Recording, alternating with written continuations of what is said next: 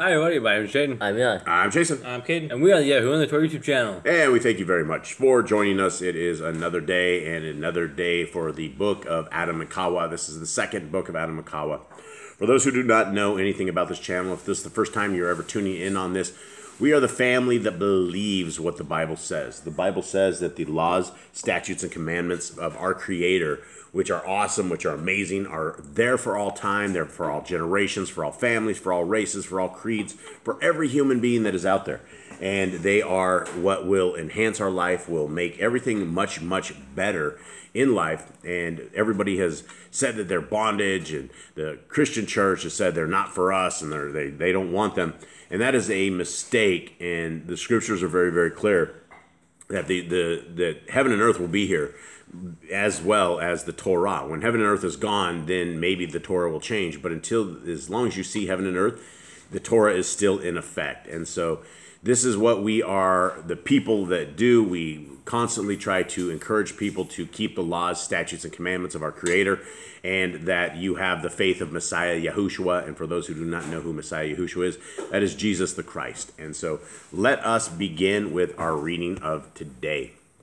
And for anybody who didn't tune in yesterday, which it'd be kind of weird, I guess, starting in the middle of this. But if you are starting in the middle of this, yesterday the son of Aḍam, Sheth, was being tempted by Satan, and Satan was trying to lead him astray, and he gave him all of these great places and all these beautiful women and all this stuff, and a place where he would be his own god. And this is Seth's answer to all of this. When Sheth heard these words, he was amazed and inclined his heart to Satan's treacherous speech, and said to him, "Saidest thou, there is another world created than this, and other creatures more beautiful than the creatures that are in this world?" And Satan said, "Yes, behold, thou hast heard me, but I will yet praise them and their ways in thy hearing." But Sheth said to him, "Thy speech has amazed me, and thy beautiful description of it all. Yet I cannot go with thee today, not until I have gone to my father Aḍam and my mother Ḥawwah, and told them all thou hast said to me. Then if they give me leave to go with thee, I will come." Again Sheth said, "I am afraid of doing anything without my father and mother's leave, lest I perish like my brother Cain, and like my father Aḍam, who transgressed the commandment of Elohim. But behold, thou knowest this place, come, and meet me here tomorrow." When Satan heard this, he said to Sheth, "If thou tellest thy father Aḍam what I have told thee, he will not let thee come with me. But hearken to me. Do not tell my father and mother what I have said to thee, but come with me today to our world, where thou shalt see beautiful things and enjoy thyself there, and revel this day among my children, beholding them and taking thy fill of mirth, and rejoice evermore. Then I shall bring thee back to this place tomorrow. But if thou wouldest rather abide with me, so be it."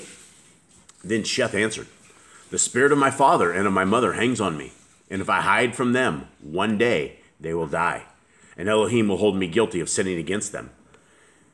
So a thing here is that Seth did what Adam should have done every time Satan came to him. He should have asked his father, which is YHWH, and so he goes back to his dad. He's like, "Is this the right or wrong thing?" And that's something we all should do when we have questions. We should go ask YHWH if it's right or wrong, right? Instead of going immediately doing that thing, before we rush into it, we should ask YHWH whether it's right or wrong. Yeah, even in the days of Joshua messed up. Joshua made bonds and commitments with all of the outsiders of the land, and they ended up with all of these raging Gentiles all around them, and they had made an oath to them, and so they didn't destroy them off of that. And so that led to Yisrael never ever making it to Torah keeping. They never made it to commandment keeping.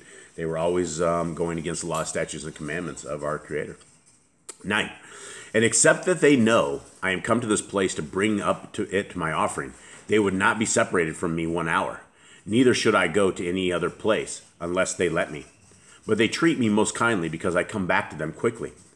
Then Satan said to him, "What will happen to thee if thou hide thyself from them one night, and return to them at break of day?" But Sheth, when he saw how he kept on talking, and that he would not leave him, ran, and went up to the altar, and spread his hands unto Elohim, and sought deliverance from him.